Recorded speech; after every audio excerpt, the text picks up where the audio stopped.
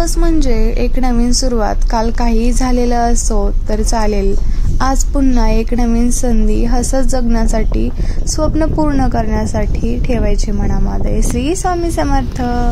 हाय hello family, मी Pooja lifestyle and working blog YouTube चॅनलमध्ये तुमचं पुन्हा एकदा खूप खूप स्वागत आहे तुमचं पुन्हा एकदा आजच्या माझ्या एका नवीन व्हिडिओमध्ये. नवीन व्हिडिओची नवीन सुरुवात म्हणजे नवीन गोष्टीची नवीन सुरुवात आणि नवीन काहीतरी सुरुवात, हे तुम्हाला माहितीच आहे. त्यामुळे व्हिडिओ सुरुवातीपासून शेवटपर्यंत नक्की बघा.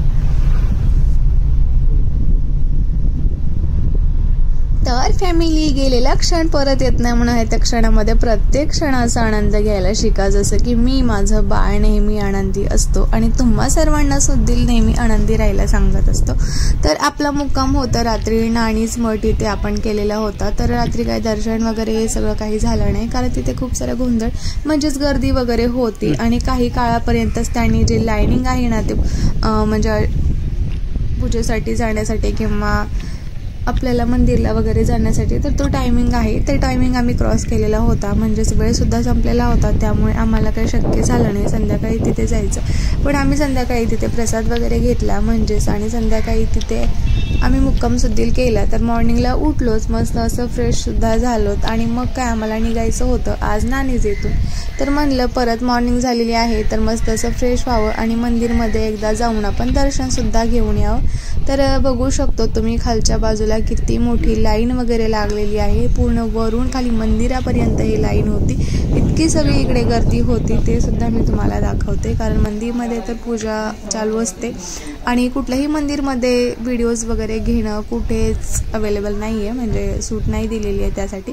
म्हणजे इथं पण जे काही शक्य आहे ते मी तुम्हाला दाखवण्याचा प्रयत्न केलेला आहे. तर हे नाणीज येथील मठ आहे.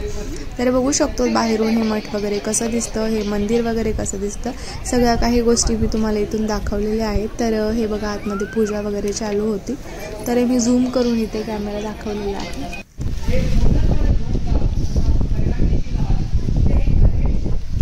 श्री क्षेत्र नाणीज धाम रत्नागिरी येथील काही खास गोष्टी मी तुम्हाला इथे सांगणार आहे. तर कोल्हापूरपासून रत्नागिरीकडे येताना नाणीज या गावामध्ये अतिशय शांत व निसर्गरम्य परिसरात वसलेले, चहूबाजूने पूर्ण जंगल असलेले नाणीज धाम मठ आहे. आणि इथे कोणाचा जन्म वगैरे झाला हे तुम्हाला माहितीच आहे. आणि हे मंदिर आता आतमध्ये मी तुम्हाला दाखवते.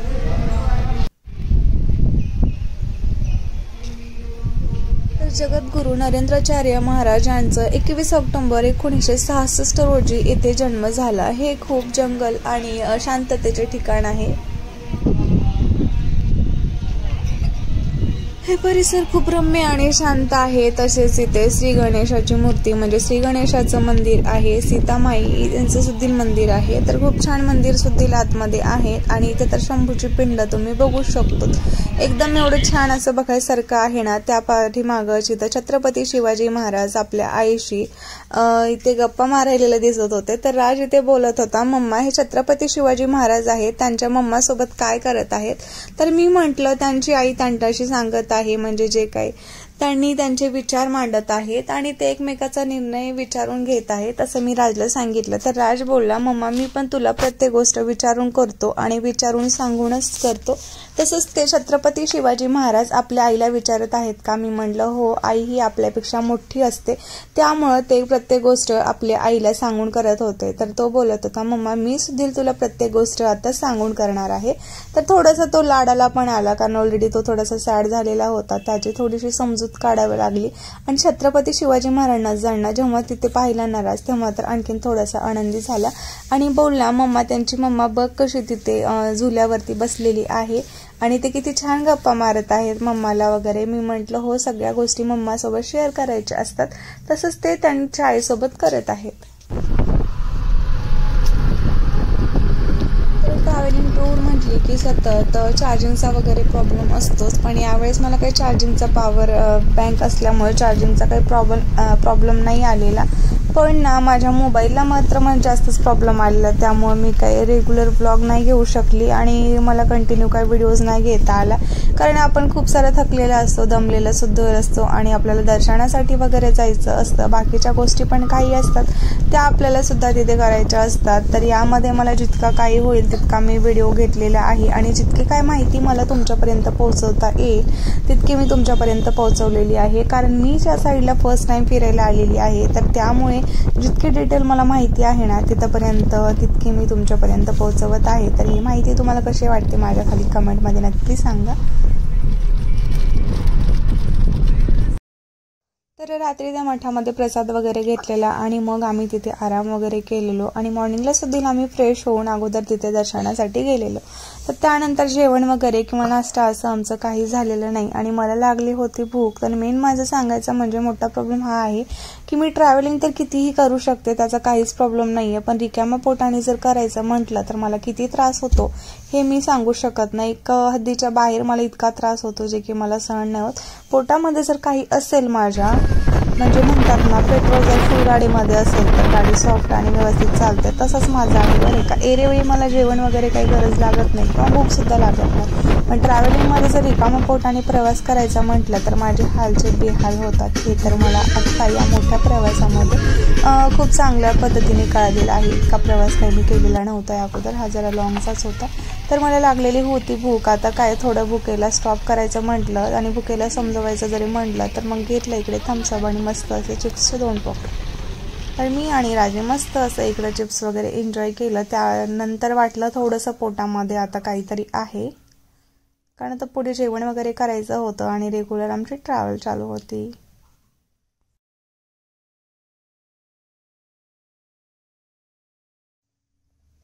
तर राजला पण भूक लागलेली आणि मला सुद्धा भूक लागलेली आणि मेन सांगायचं म्हणजे आमच्या गाडीमधलं पेट्रोल सुद्धा संपलेलं. मग काय भेटला पेट्रोल पंप, शेवटी काय आमचं हॉटेल आम्हाला पाहिजे तसं भेटलंच नाही. आणि तसंही आता हे जे वाट होती ना इतकं संपल्यानंतर, म्हणजे असं ठरवलं होतं इतकं किलोमीटर झाल्यानंतर जेवण करायचं आहे आणि तिकडे छान हॉटेल वगैरे आहे, तिथे जेवण करायचं आहे. हॉटेल काही नाही आलं पण इथे पेट्रोल पंप आला, त्यामुळे गाडी तर फुल झाली पण आमचं पोट रिकामं राहिलं. असं राज आणि मी गप्पा मारत होतो, म्हणजेच मी तुमच्यासुद्धा सोबत हे गप्पा सांगत आहे, है ना राज?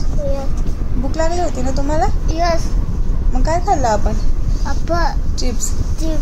तर राज बोलत होता, राज घरी चिप्स वगैरे कुरकुरे हे सतत मला काहीतरी खायला मागत असतो आणि मी हे नेहमी त्याला कधीच देत नाही. सतत नेहमी म्हटल्यापेक्षा मी देतच नाही, कारण ते चांगलं नाही आहे हे मला माहिती आहे. पण आता ट्रॅव्हलमध्ये भूक लागली म्हटलं तर काहीतरी खाल्लं पाहिजे हे मलाही माहिती होतं, कारण रिकाम पोट आणि प्रवास वगैरे खूप त्रासदायक होतं. त्यामुळे आम्ही इथे घेतलं होतं चिप्स आणि राजला सुद्धा ते एन्जॉय केलं. राज सांगत होता मम्मा किती छान वाटतं असं फिरायला वगैरे आणि बाहेर एन्जॉय करायला आणि डोंगर वगैरे हे सगळं किती छान दिसत आहे. आणि सर्वात महत्त्वाचं रातचं इथं निळसर दिसायला आभाळ, त्याच्याकडे सुद्धा लक्ष गेलं आणि मम्मा कलर खेळला का आभाळाने पण किती निळं दिसत आहे असं सांगत होता. आणि मी तो काहीतरी असंच बोलून कॉमेडी तर करतच असतो. आपल्याला बाहेर किती फिरायला मस्त वाटायले. मस्त वाटायले. आता शाळू चालू झाली ना, मस्त अभ्यास करायचे बरं का.